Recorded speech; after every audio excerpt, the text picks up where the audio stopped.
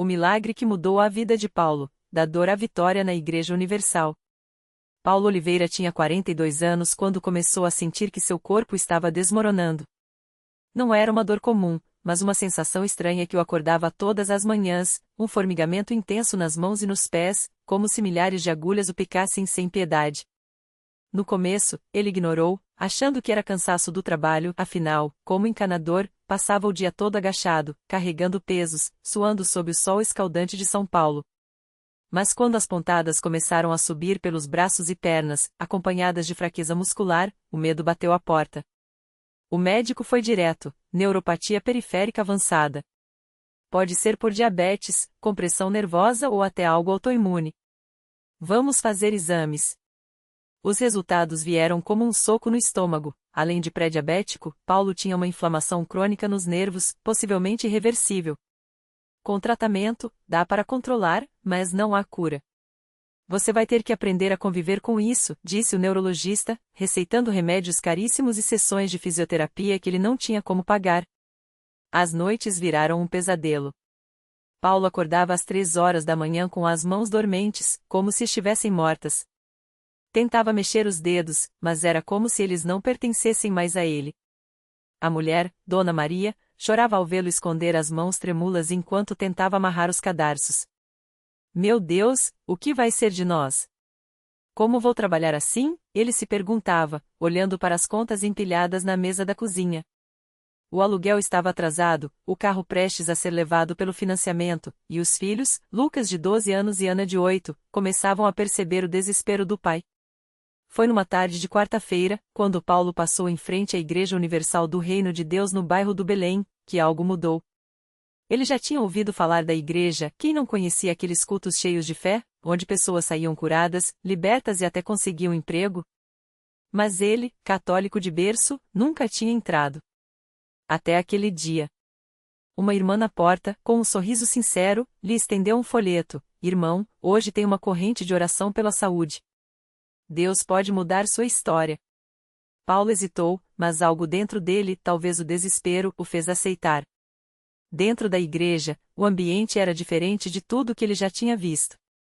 Não havia silêncios pesados ou olhares de julgo, pelo contrário, as pessoas cantavam com alegria, levantavam as mãos, e um pastor no altar falava com uma autoridade que Paulo nunca tinha presenciado. Deus não é Deus de meia cura. Ele restaura o que o diabo roubou, gritava o pastor, enquanto irmãos passavam pelos bancos ungindo as pessoas com óleo. Paulo sentou-se no fundo, envergonhado, mas quando o pastor pediu que quem precisasse de um milagre se levantasse, suas pernas tremeram, não pela doença, mas pela fé que começava a nascer. Uma irmã se aproximou: Irmão, o senhor precisa de oração? Conte para mim. E Paulo, pela primeira vez em meses, desabafou. Ela o levou até a frente, onde pastores impuseram as mãos sobre ele e começaram a orar com uma unção que Paulo sentiu como fogo. Saia, doença, em nome de Jesus. Nervos, sejam restaurados. Satanás, solte este homem. Ele nunca tinha ouvido orações tão fortes, tão cheias de autoridade. Quando o pastor ungiu sua testa com óleo e declarou: Receba sua cura, em nome de Jesus, Paulo sentiu algo estranho, uma onda de calor percorreu seu corpo, como se uma corrente elétrica o percorresse dos pés à cabeça. Mas o milagre não veio instantaneamente. O pastor explicou: a fé é como uma semente. Você planta hoje, rega com oração e persistência, e colhe a vitória. Volte amanhã à fogueira santa. Não desista. Paulo saiu da igreja com uma esperança que não sentia há tempos. Naquela noite, pela primeira vez em semanas, conseguiu dormir sem acordar com as pontadas. Nos dias seguintes, Paulo não faltou a nenhum culto. Participou da corrente do milagre, onde centenas de pessoas oravam juntas pelos impossíveis. Levou sua família para a campanha dos 70x7, jejuando e orando por 70 dias como o pastor havia ensinado. Dona Maria, no começo cética, começou a acreditar quando viu o marido voltar para casa mais leve, contando sobre os testemunhos que ouvia: hoje um homem andou sem muletas. Uma mulher foi curada de câncer. Paulo também começou a dizimar, mesmo com as contas apertadas. Deus não é devedor de ninguém, o pastor sempre dizia, e ele decidiu confiar. Mas a batalha não foi fácil. Houve dias em que o formigamento voltava com força, e Paulo quase desistiu. Até que, numa vigília de oração, aquelas noites santas onde o povo de Deus clama até de madrugada, algo sobrenatural aconteceu. Enquanto o pastor orava pela cura dos enfermos, Paulo sentiu suas mãos queimarem. Não era dor, era como se fogo santo percorresse seus nervos. Ele caiu de joelhos e começou a chorar. Senhor, se é para a tua glória, me cura. No instante seguinte, moveu os dedos com uma facilidade que não sentia há meses. O formigamento havia sumido.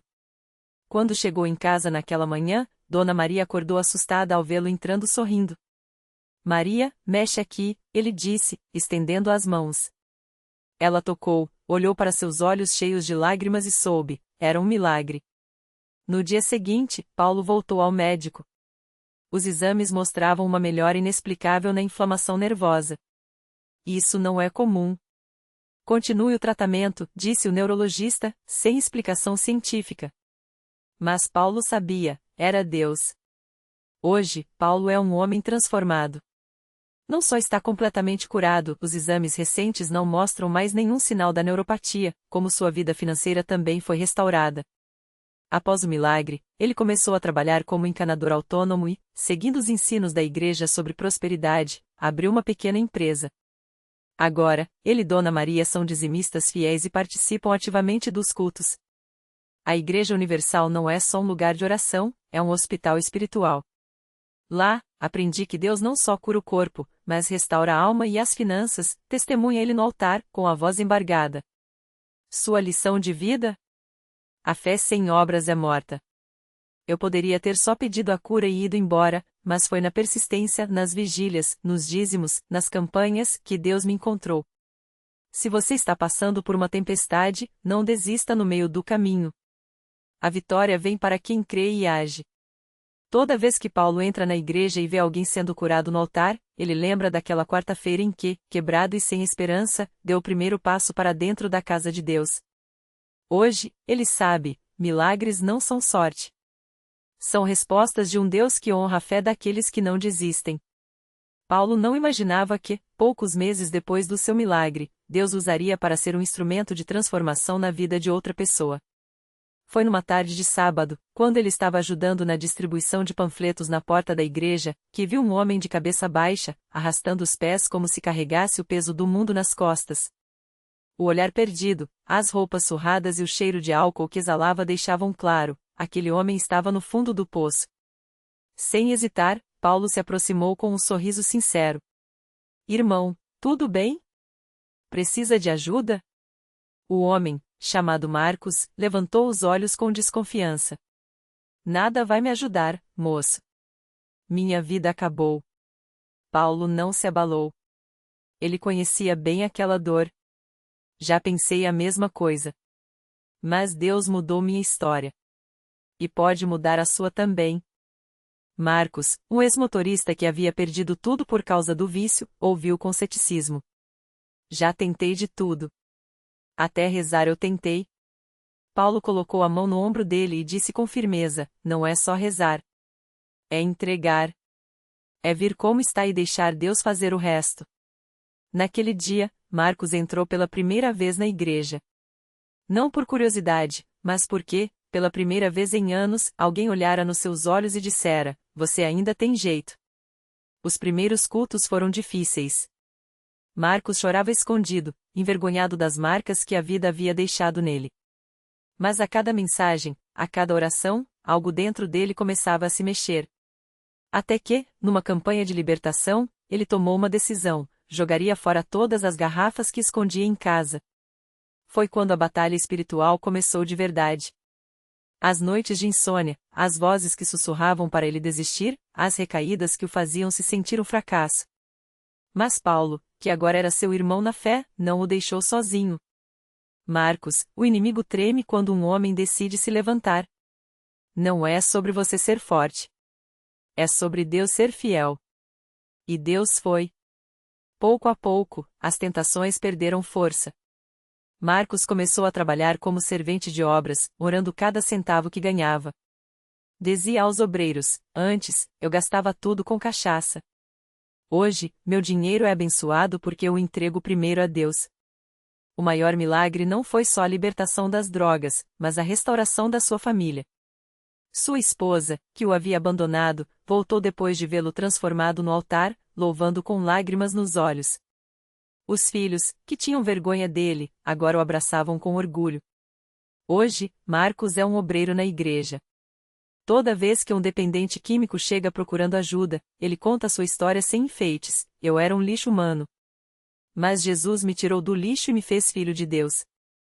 E aponta para Paulo, que sempre está por perto, sorrindo. Esse homem aqui não me deu esmola. Me deu uma chance. E Deus fez o resto. A igreja onde Paulo e Marcos servem é assim, um lugar onde vidas quebradas encontram um colo, onde o impossível vira testemunho. Não é só um prédio com bancos e microfones. É um campo de batalha onde o diabo perde e Deus escreve histórias novas. Paulo aprendeu que milagres não são só para quem recebe, mas para quem se dispõe a ser usado. E Marcos descobriu que, não importa quão fundo seja o buraco, a mão de Deus sempre alcança quem estende a sua. Por isso, toda vez que as luzes da igreja se acendem e o coro começa a cantar, há dois homens ali que sabem: a fé não é teoria. É a força que tira do lamaçal e coloca nos braços do Pai. E eles não vão parar até que mais almas conheçam esse amor que transforma. Porque na CCB, não se fala de Deus. Vive-se Ele. E isso, meu irmão, isso sim é o maior milagre. Naquela mesma igreja, enquanto Paulo e Marcos se preparavam para mais um culto, uma mulher chamada Ana entrou pela porta dos fundos, com os olhos inchados de chorar e as mãos trêmulas. Ela tinha ouvido falar daquele lugar onde Deus operava milagres, mas sua fé estava tão frágil quanto seu corpo, abalado por anos de doença e decepção. Os médicos tinham dito que não havia mais esperança, que seu coração estava fraco demais para aguentar. Mas algo dentro dela, uma centelha que não queria se apagar, a levou até ali. Paulo a viu logo que ela entrou. Reconheceu aquele olhar perdido, aquele peso nos ombros que só quem já esteve no fundo do poço conhece. Sem hesitar, ele se aproximou, colocou a mão em seu ombro e falou baixo, com a voz firme de quem já viu Deus agir: irmã, aqui você não está sozinha. Deus não te trouxe até aqui para te abandonar. Ana tentou sorrir, mas as lágrimas vieram antes. Marcos, que estava perto, se juntou a eles e, sem precisar de muitas palavras, os três se ajoelharam ali mesmo, entre os bancos ainda vazios. O culto começou, e enquanto os irmãos cantavam com fé, Ana sentia uma luta dentro de si. Uma voz sussurrava que era tarde demais, que ela não merecia, que Deus tinha coisas mais importantes para fazer.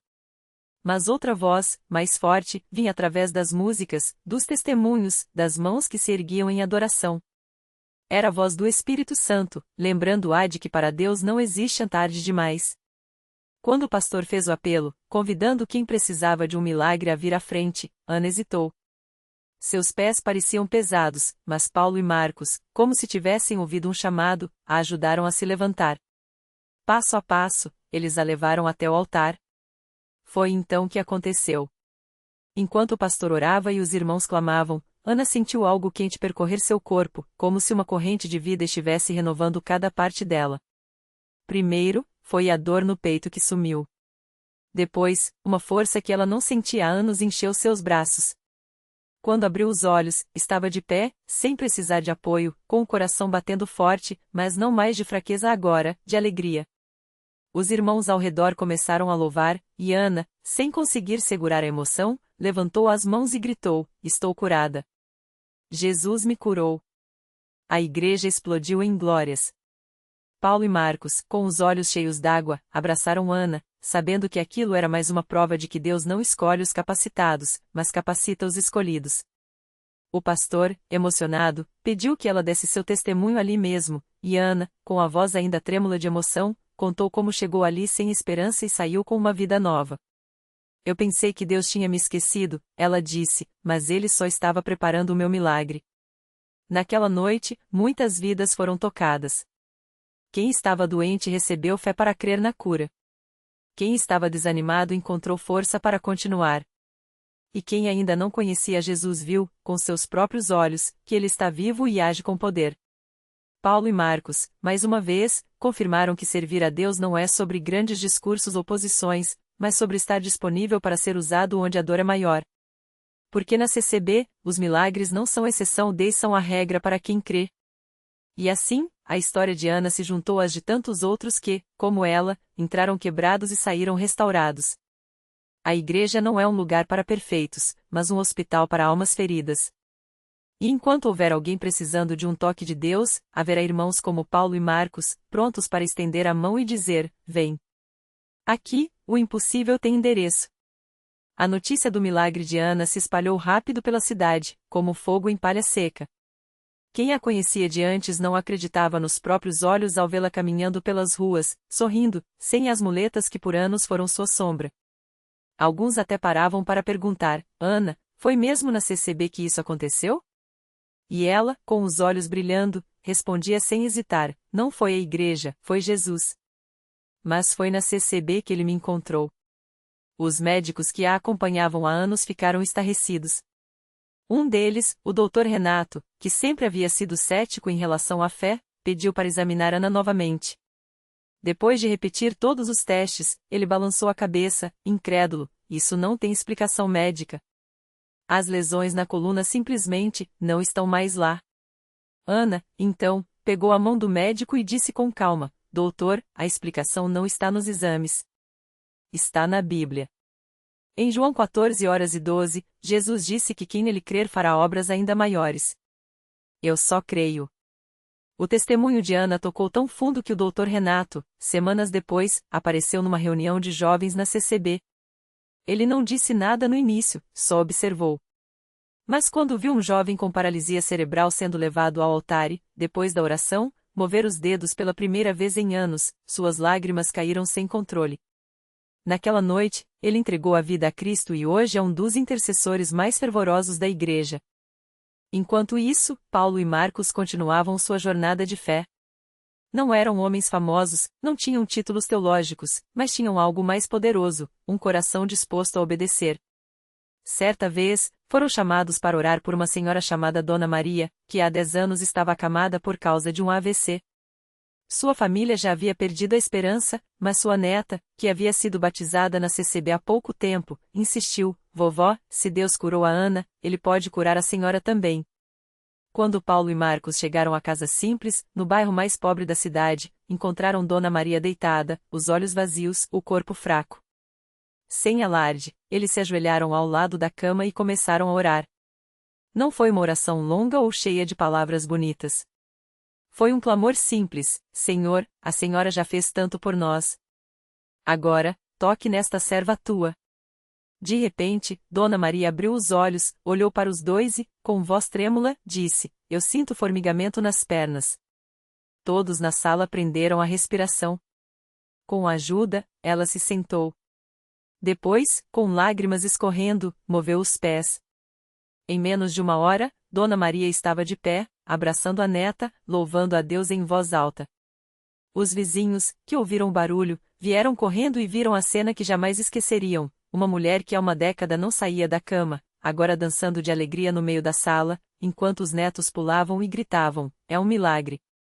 É um milagre! Aquela noite, mais uma família inteira se rendeu a Cristo. E assim, como uma pedra jogada num lago, os milagres se multiplicavam em ondas. Cada cura, cada libertação, cada vida transformada levava mais pessoas até os pés de Jesus. Não era propaganda, não era marketing, era o poder de Deus se movendo através de pessoas comuns que ousaram acreditar. Na CCB, não há espaço para dúvidas quando se trata da fidelidade de Deus. Os cultos ficaram ainda mais cheios, as orações mais fervorosas, e os testemunhos, mais frequentes. Jovens que antes viviam nas drogas agora pregavam nas praças. Casais à beira do divórcio se reconciliavam no altar. Pessoas com doenças terminais recebiam alta médica inexplicável. E em cada história, um detalhe se repetia: alguém havia estendido a mão, alguém havia dito venha, alguém havia acreditado que, naqueles muros sagrados, o impossível não era apenas possível, era esperado. Paulo e Marcos, humildemente, continuavam sua missão. Não buscavam reconhecimento, mas cada vez que um irmão os chamava para orar, eles iam. Porque sabiam que não eram eles os responsáveis pelos milagres. Eram apenas vasos nas mãos do oleiro.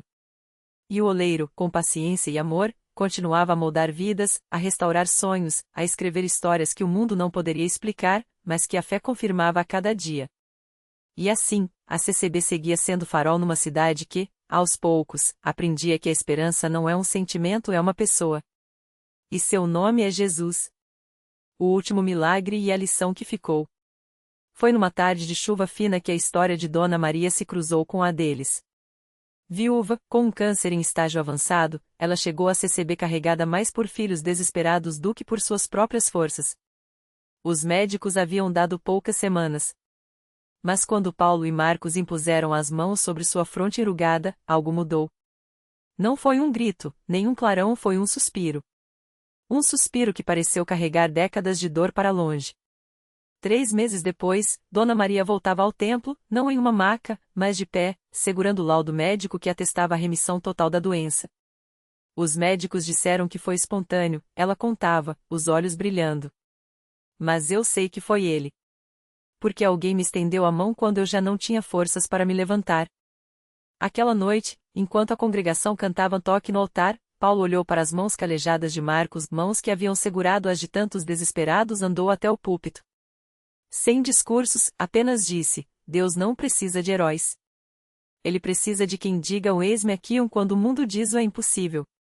O milagre não está em nós, mas em quem nos envia. E ali, entre lágrimas e sorrisos, a lição ficou gravada: a fé não é a certeza de que Deus fará o que pedimos, mas a confiança de que Ele fará o que é melhor, mesmo que seja reescrever o final da nossa história. Porque esperança não é esperar pelo amanhã, é saber que, no hoje, Jesus ainda caminha entre os que creem, ainda toca os intocáveis, ainda chama os esquecidos pelo nome. E a cidade, pouco a pouco, aprendeu: onde há um coração disposto a ser vaso, Deus derrama milagres. Não para ser admirado, mas para que o mundo saiba o impossível é só o começo quando ele está no centro.